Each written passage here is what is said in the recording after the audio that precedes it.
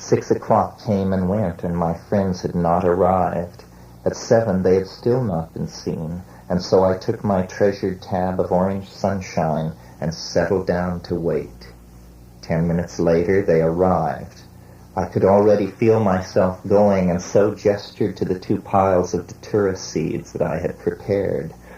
They took them downstairs to my room and ground them in a mortar and pestle before washing them down with some tea. By the time they had returned to the roof and gotten comfortably settled, I was surging through mental space.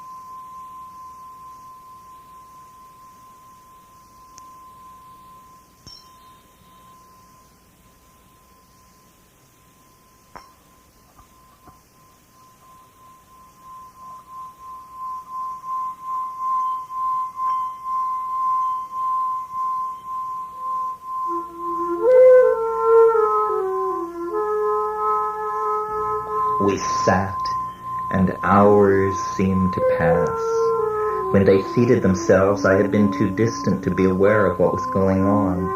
She was seated directly across from me, and he further back to one side and in the shadow. He played his flute. I passed the pipe, and the hours passed. The moon rose high in the sky and full.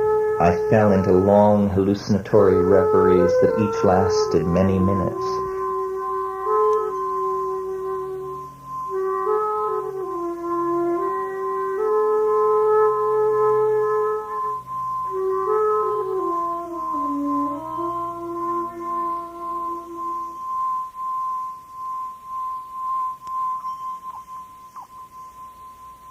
When I emerged from a particularly long spell of visions, I found that my friend had stopped playing and gone away, leaving me with his lady.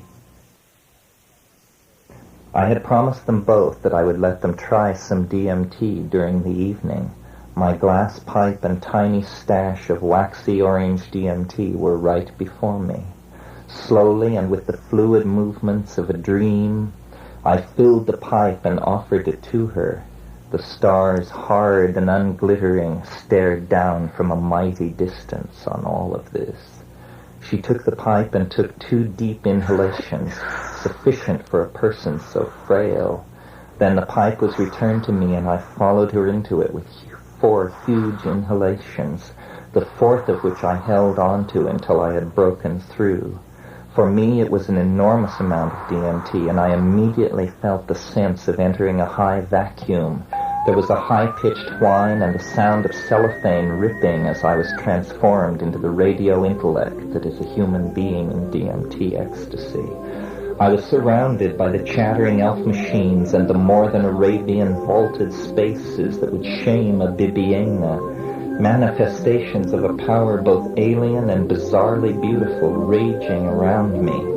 At the point where I would normally have expected the visions to fade, the pre-treatment with LSD synergized the situation to a higher level.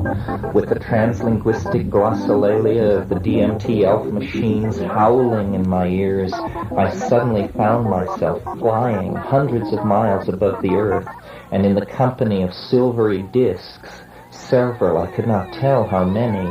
I looked down and realized that I was moving south, apparently in Earth orbit, over Soviet Siberia. Ahead of me I could see the great plain of Shan and the mass of the Himalayas rising up in front of the red-yellow waste of India. The sun would rise in about 2 hours. In a series of telescoping leaps, I went from orbit to a point where I could specifically pick out the round valley that is the Kathmandu Valley. Then, in the next leap, the valley filled my field of vision. I seemed to be approaching it in ground level at great speed. I could see the Hindu temple and the houses of Kathmandu, the temple of Swayambhunath to the west of the city, and the stupa at Bodhanath, gleaming white a few miles to the east. Then Bodhanath was a mandala of houses and circular streets filling my vision, and among the several hundred rooftops, I found my own. The next moment I slammed into my body and was refocused on the rooftop and the woman in front of me.